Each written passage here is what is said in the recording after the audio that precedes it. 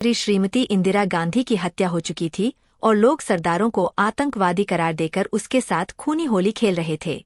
जब खूनी भीड़ मेरी ओर बढ़ी तुम एक डॉक्टर के क्लिनिक में घुस गई। कई जिस्मों को भोगने का दंभ भरने वाला वह डॉक्टर मुझे भी अपनी मर्दानी बाहों का स्पर्श कराने के लिए मेरे सामने दाना डालने लगा। अब आगे पढ़िए। दंगे फसाद के बाद की शांति मेरी आंखों के सामने थी। उस शांति में एक अजीब सा कड़वाहट भरा मातम छाया हुआ था। मेरे मन को ढांढस बंधाने के लिए यह सब काफी था। मैं मन ही मन बुदबुदाई, सिर्फ मैं ही दुखी असहाय नहीं हूँ। दंगे फसाद के शिकार ये सभी लोग मेरी ही तरह बेबस और लाचार है। जब इनमें जीने की शक्ति है तो मुझे क्या हुआ जो मैं हताश निराश हूँ। टूटी दुकानें फिर से बनाई जा रही है, चोट खाए लोग मरहम पट्टी करवा रहे हैं, तो क्या मैं अपनी मरम्मत नहीं कर सकती। जा टूटता है वही जड़ता भी है। जड़ना जिंदगी है, टूटना मौत। मुझे पुरुषों की औकात का अंदाज लगाना है। वे अब तक औरतों को ही तोड़ते आए हैं, उनके साथ बलात्कार करने में ही अपनी बहादुरी समझते हैं। अब मैं उन्हें तोड़गी, उनके साथ बलात्कार करूंगी, उनकी धज्जियां उड़ाऊंगी। यही सोचते सोचते मैं एक होटल के गेट तो बाहर रहकर क्या करोगी। अंदर जाओगी तो तुम्हें अच्छा अच्छा खाना मिलेगा। 5 स्टार होटल का खाना शायद तुमने कभी खाया नहीं होगा। वह आग्रहपूर्वक शब्दों में बोला।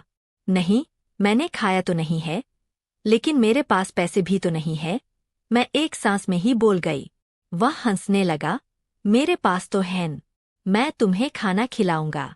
तुम जैसी हसीन और दिलदार लड़कियों पर मैं अपनी सारी दौलत लुटा दूं तो भी कम ही है।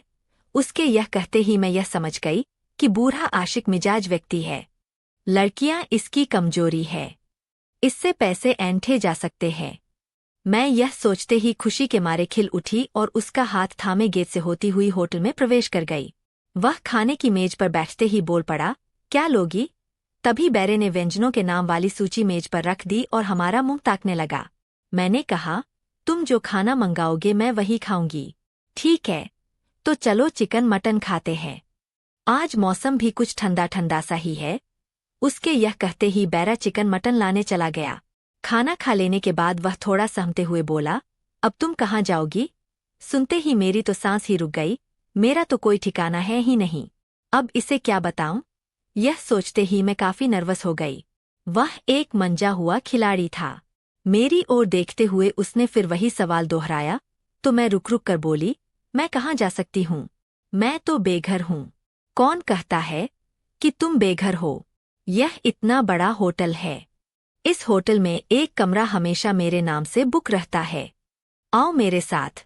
यह कहकर वह होटल की सीढ़ियां चढ़कर दूसरी मंजिल पर आया और एक कमरे की ओर इशारा करते हुए बोला, लो यह चाबी और जाकर दरवाजा खोलो। मैं चाबी लेकर ताला खोलने लगी। ताला जब खुल गया तो दरवाजा खोलकर अंदर आ गया। क्या शानदार कमरा था, तो आंखें ही चुंधिया गई। तभी किसी की मर्दानी के स्पर्श का एहसास हुआ। मैंने कनखियों वह बूढ़ा मेरे कंधों को धीरे धीरे रहा था। मुझे कोई आश्चर्य नहीं हुआ तो इसके लिए पहले से ही तैयार। मुझे यह पता था कि यह बूढ़ा मुझ इतना मेहरबान क्यों है। शायद हम ही मजबूर थे। मैं बेघर थी, मेरे पास नहीं थे। वह अपनी आदत से मजबूर। उसे खूबसूरत और कमसिन लड़की की देह से खेलने में मजा आता। मेरे कंधे को सहलाते सहलाते से चिकोटी काटती। मैं उछल के एक कोने में जा खड़ी हुई। उसने बच्चों वाली हरकत कर दी थी। मैंने गौर से देखा, उसकी आंखों में गजब की मादकता झिलमिला रही थी। वह बड़े ही अजीब रंग से मुस्करा रहा था। मैंने कई युवा पुरुषों से भी यौन संबंध बनाए थे, लेकिन उनमें से किसी ने भी मुझे कोई पीड़ा नहीं पहुंचाई थी। अब तक मैंने 10-15 बूढ़ों से भी यौन संबंध बनाए थे और वे सभी ही उदंड, उच्छृंखल और बदतमीज ही इस मामले में निकले थे। शायद इसकी वजह उनमें यौन उत्तेजनाओं का न होना ही था। वे जिस तेज गति से मुझे छूते छाते थे, चूमते चाटते थे, उतनी आक्रामकता सहवास के में नहीं दिखा पाते। फिर वे अपनी खींच चोट पहुंचाकर ही थे। मैं इतना तो पहचान ही गई थी कि पुरुष में आकर यौन रोगी बन जाता है, महिलाएं इस उम्र में आकर शांत स्थिर पड़ जाती है। मैंने सोचा, क्यों न इस बूढ़े की रगों पर हाथ रखा जाए। फिर मैंने से पूछा, जनाब, इस उम्र में भी तुम लड़कियों के साथ यौन जीवन जीने की क्यों रखते हो। वह हंसने लगा। क्यों, बूढ़ों का दिल शरीर जैसे जैसे बूढ़ा होता नहीं है। पुरुष मन कमसिन लड़कियों की देह से खेलने के लिए ललचाने लगता है। तुम्हारी पत्नी की देह क्या इस खेल के लिए उपयुक्त नहीं है? मैंने उसे छेड़ा तो वह बोला, वह तो बूढ़ी हो गई है, उसके स्तन लटक गए हैं, उसकी आग कोई ठंडी पड़ गई है, वह तो इन क्रियाओं को करने की इजाजत देना भी पाप समझती है। मैं मुस्करा पड़ी, तो क्या तुम बूढ़े नहीं हुए हो? मैंने कहा कि शरीर बूढ़ा हुआ है, मन अभी जवान है। तो क्या तुम मुझे संतुष्ट कर सकोगे? तुम्हारे शरीर में तो उत्तेजना आती ही नहीं होगी।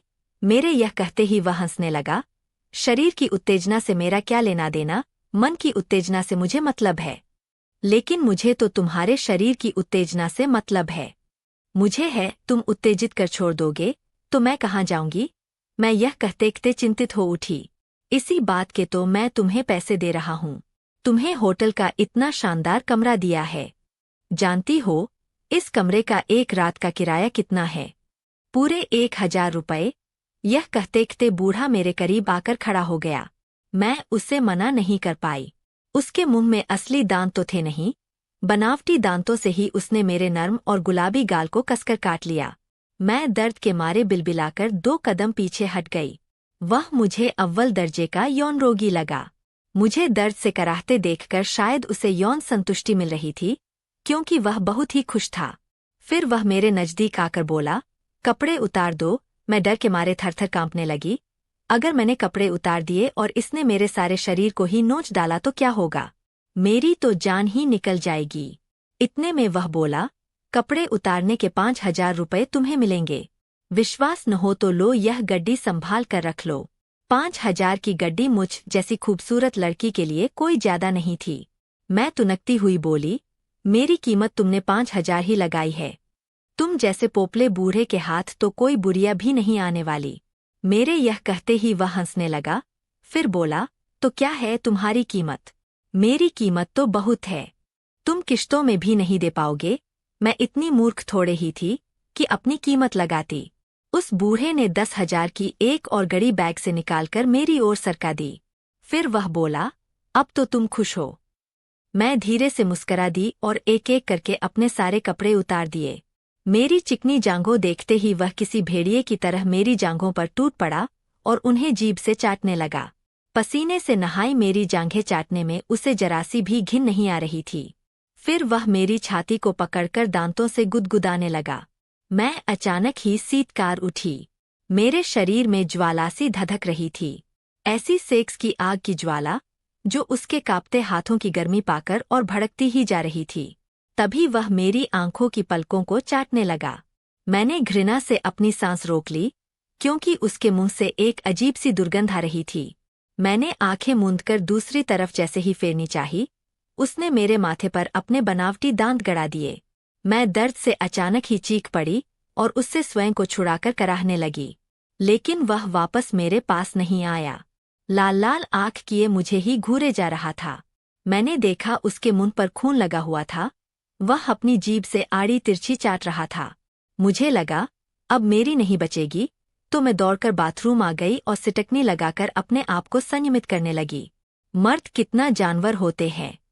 जब कुछ नहीं कर पाते हैं तो गुस्से में औरत को नोचना शुरू कर देते हैं। मैं यह सोच ही रही थी कि वह कमरे से बाहर हो गया। मैं यह सोचने पर मजबूर हो गई कि दुनिया की अधिक औरतें पुरुषों से पीड़ित हैं। मैं तो विवाह बंधनों से मुक्त हूँ, अपना पुरुष बदल सकती हूँ, लेकिन उन औरतों की पीड़ा की तो कोई था ही नहीं जो विवाहित है। पति के मुंह से शराब की बदबू आए या पान मसाले की दुर्गंध आए या फिर सिगरेट की उल्टी ला देने वाली बदबू आए, उन्हें तो बर्दाश्त करना ही होता है। इतना सोचकर मैं भी कमरे से बाहर आ गई और सीढ़ियां उतरती हुई नीचे हॉल में आ गई। इधर उधर देखा तो काउंटर पर कोई नजर नहीं आया। मैं धीरे से दबे पांव हॉल से बाहर होती हुई गेट की ओर बढ़ गई। तभी मेरी नजर उस बूढ़े की कार पर पड़ी। मेरा कलेजा धक धक करने लगा। मैंने देखा, वह कार से शराब की 2-3 बोतलें निकालकर गेट की ओर ही आ रहा था। मैं गेट की दूसरी तरफ मुंह करके खड़ी हो गई। उसने मुझे देखा, वह डगमगाते पैरों सन चला गया। शायद वह मुझे के लिए शराब की बोतलें ले जा रहा था। उसके जाते ही मैं गेट से बाहर आ गई और पैदल ही सड़क पर दौड़ने लगी। मैं बुरी तरह से हाँफ रही थी। एक खूबसूरत अकेली औरत के लिए दुनिया की राहें कितने पथरीली और कठिन होती है। मेरा तो दम घुटने लगा था, लेकिन मैं अब उतनी परेशान और चिंतित नहीं थी। मेरे पास पूरे 15,000 रुपए थे। मैं किसी भी शानदार होटल में कुछ दिनों तक चैन से रह सकती थी। मैं उस शहर को ही छोड़ देना चाहती थी, जहाँ के पुरुष बूढ़े और मानसिक रोगी थे। मेरे लिए यह कितनी हैरानी की बात थी कि अब तक मेरे संपर्क में आने वाले अधिकांश पुरुष बूढ़े ही थे। इससे यह बात तो मालूम हो ही गई कि एक कमसिन और खूबसूरत स्त्री के कद्रदान अधेड़ उम्र के पुरुष ही ज्यादा है। पैसे भी देने के लिए उन्हीं के पास है। युवा पुरुष सेक्स में संतुष्टि तो दे सकते हैं, पर पैसे खर्च नहीं कर सकते हैं। उन्हें घर पर पैसों का हिसाब देना होता है। वे पूरी तरह से घर के मालिक नहीं होते हैं। बूढ़ों का क्या, उनकी पत्नियां उन्हें घास डालती नहीं, बच्चे उनसे रुपए पैसों हिसाब लेते नहीं। पत्नी की से उपेक्षित और आर्थिक रूप स्वतंत्र बूढ़े अपनी अय्याशियों पर आए दिन धन लुटाने के लिए पूरी तरह से आजाद होते हैं। मुझे धन कमाना है तो बूढ़ों को फंसाना होगा। बूढ़ों का साथ थोड़ा जोखिम भरा है तो क्या हुआ, वे मेरे हुस्न का सही मूल्यांकन तो करते हैं। तभी मैं फिर एक दूसरे होटल के सामने आ खड़ी हुई। अंदर आकर कमरे का पता किया तो एक कमरा खाली था। मैं एडवांस पैसे जमा कर होटल के कमरे में आ गई। कमरे के अंदर की व्यवस्था बड़ी ही अनोखी और लुभावनी थी। सारे आधुनिक साजो सामान कमरे में मौजूद थे। मुझे कहीं बाहर जाने की जरूरत नहीं थी।